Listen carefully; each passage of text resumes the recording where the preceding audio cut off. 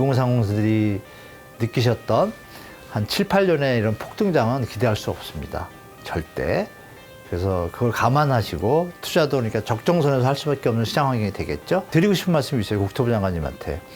전세대출 제도는 정말 나쁜 정책입니다. 마치 서민을 도와준 듯한 코스프레를 세워가지고 아주 교묘하고 정말 잔인한 젊은이와 무주택자 국민들의 세금을 뒤로 빼앗아가는 아주 나쁜 정책으로 저는 보고 있기 때문에 올해 입주 물량 많고 분양 물량이 많기 때문에 내년에는 비싸서 공급을 안 할 거다. 분양이 잘 안 되니까. 맞습니다. 제가 사업자라 해도 지금 비싼 땅값을 사서 분양이 잘 안 되는데 비싼 땅값에 살 일이 없죠. 그러면 올해는 지나가지만 내년에는 이제 공급 물량이 좀 적을 거예요. 후년도 좀 적을 것 같고, 그러면 말씀드린 대로 3, 4년 뒤에는 입주 물량이 적겠죠. 그때 원래 집값이 반등하는 게 맞아요. 하늘이 도운 건지 경제 시스템이 도운 건지 모르지만 제가 볼 때 택지 물량도 많이 나올 거고 현재 1, 2년 동안 힘들 거고 뭐 이런 경제 침체 상황이 이어지면 주택 가격이 상당히 조정될 겁니다. 앞으로 2, 3년 사이에. 그때 조금 이제 주택 마련에 좀 관심을 가지시면 큰 도움이 되실 겁니다.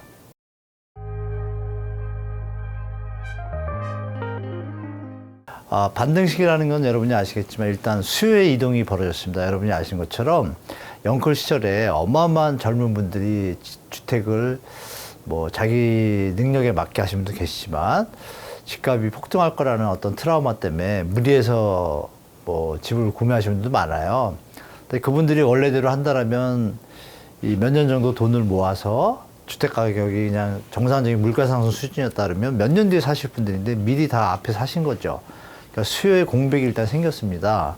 그러면 이것과 함께 입주 물량도 터지고 있고 가격이 높다 보니까 조정을 겪어야 되고 또 글로벌 금융위기 조짐도 좀 있고 금리 인하가 경기 위기가 오기 전엔 쉽게 내려가지 않고 그 텀을 계산해 보면 한 2, 3년은 갈 것 같아요. 제 생각에 최소.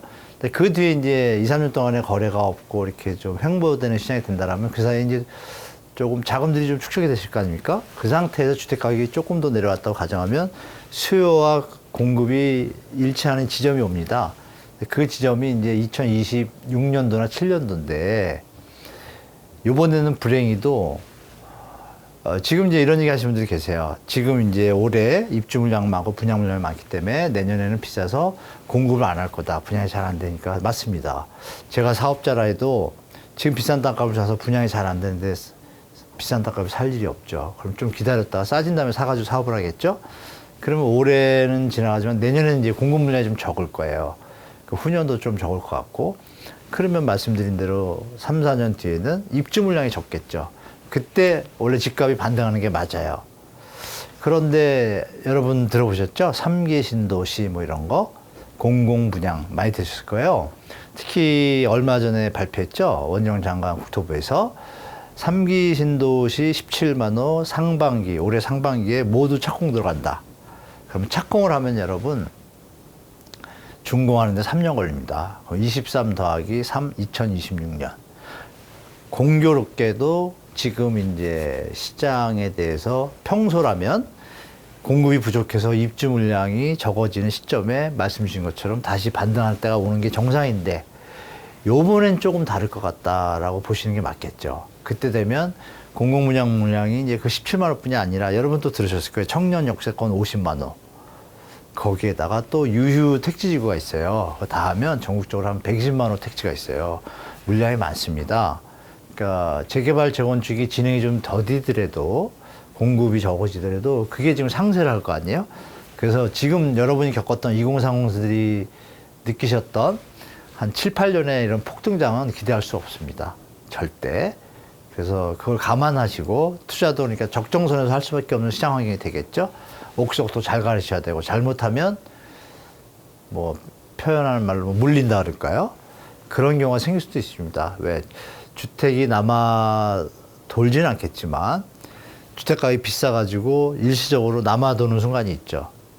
그때는 이제 집값이 내려가거든요. 그때 만약에 갭 투자를 하신 분이 전세를 못 맞추거나 이러면 정말 지금 바젤 3가 시행되기 때문에 여러분 앞으로도 대출이 이렇게 쉬워지지 않습니다. 그걸 좀 명심하셔야 될 게 그 부분인데요. 소득을 넘어서는 대출을 예전에 많이 해줬어요. 이번에 안 되다 보니까 정부가 우회적으로 특례라는 걸 만들어서 뭐 IMF나 OECD에다가 뒤로 좀 양해를 구하고 한 거예요. 근데 그냥 했으면은 저 신용도가 내려갑니다. 왜? 지금 신용점수 0점에서 1000점이잖아요. 지금 특례보금자리론 해당 기준 라인이 커트라인이 271점입니다. 그럼 이게 다 뭐 정리됐죠. 그래서 앞으로는 그게 안 돼요. 앞으로는 한 600점 정도 돼야 대출이 되고 이러니까. 그럼 생각해보세요. 600점이면 상위 50%인데 지금 유주택자 비율이 50% 넘잖아요. 서울이. 경기도는 60%고. 그럼 남은 분들하고 딱 계산하면 나오죠. 받을 분이 별로 없네. 이렇게 됐죠. 그러니까 수요가 예전 같지 않다. 그래서 청년들이 많이 걱정하고 계신데 뭐 하늘이 도운 건지 경제 시스템이 도운 건지 모르지만 제가 볼 때 택지 물량도 많이 나올 거고 현재 1, 2년 동안 힘들 거고 뭐 이런 경제 침체 상황이 이어지면 주택 가격이 상당히 조정될 겁니다. 앞으로 2, 3년 사이에. 그때 조금 이제 주택 마련에 좀 관심을 가지시면 큰 도움이 되실 겁니다.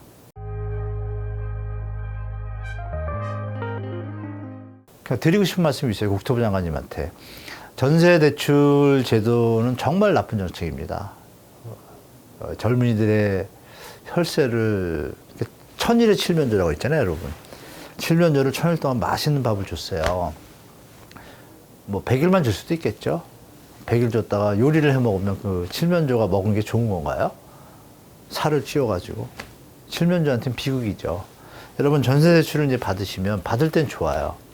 근데 내가 주택 가격이 만약 3억인데 전세 대출 3억을 해준대요, 나라에서. 싼 이자로. 그럼 가죠. 그리고 3억 갖고 있는 사람은 벌써 전세돈을 다 뽑으니까 팔 때 조금 더 받아야겠죠. 가격이 당연히 올라가죠. 근데 만약에 전세 대출이 없다고 가정을 할게요. 그분이 갖고 있는 돈은 보통 우리 평균을 보니까 요새 전세 보증금이 한 4, 50%밖에 안 돼요. 그 금액이 내려가면 그 위에 갭을 누가 메꿔야죠? 주인이 메꿔야 되죠, 돈을. 그 사람이 그 돈을 메꿀 만큼의 여유가 있을까요? 없으니까 역전세 난이 나잖아요. 그죠? 없으니까. 돈도 없이 전세 대출한 걸 활용해가지고 자본세 차익을 놀리려는 그 분들의 어떤 프로그램의 희생양이 되는 거죠. 전세 대출은. 그러면 집값이 올라가면 전세 대출은 싸서 잘 산 것 같지만 나중에 집을 사려고 보면 3억이면 살 수 있던 집이 5억이 되어 있는 거죠. 돕는 게 아닙니다. 그래서 전세 대출은 얻는 데만 좋으냐. 예전에는 서민 및 그 서민에 관한 금융지원에 관한 법률이 있어가지고 그 취업자 청년이 지방에서 올라와서 집이 없잖아요. 그럴 때 전세 가격 월세 부담되는 거 아니까 전세 가격의 한 4, 50%. 그 당시는 2, 3천이니까 1,000만 원.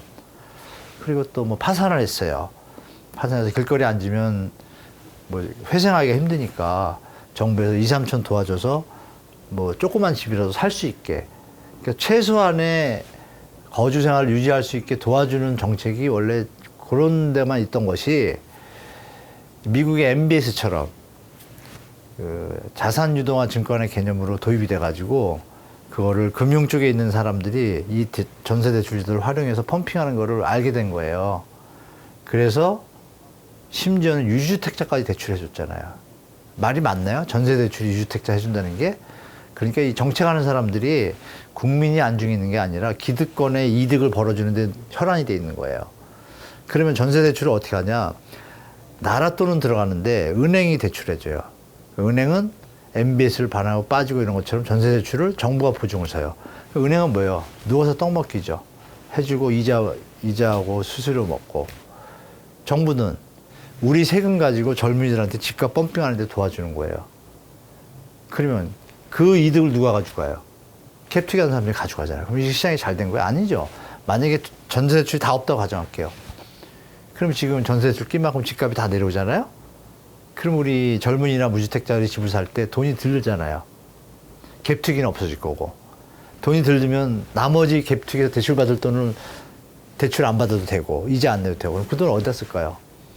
문화생활하고 선진생활하고 이런 데 쓰겠죠. 아니면 부동산을 더 사든지 정상적인 시장이 되는 거죠. 그래서 대출은 금융산업자본주의의 그 목적은 채무자를 늘린 겁니다. 채무자를 늘리는 하나의 프로그램으로 마치 서민을 도와준 듯한 어떤 코스프레를 세워가지고 아주 교묘하고 정말 잔인한 젊은이와 무주택자 국민들의 세금을 뒤로 빼앗아가는 아주 나쁜 정책으로 저는 보고 있기 때문에 전세 대출 제도가 빨리 개혁됐으면 좋겠습니다.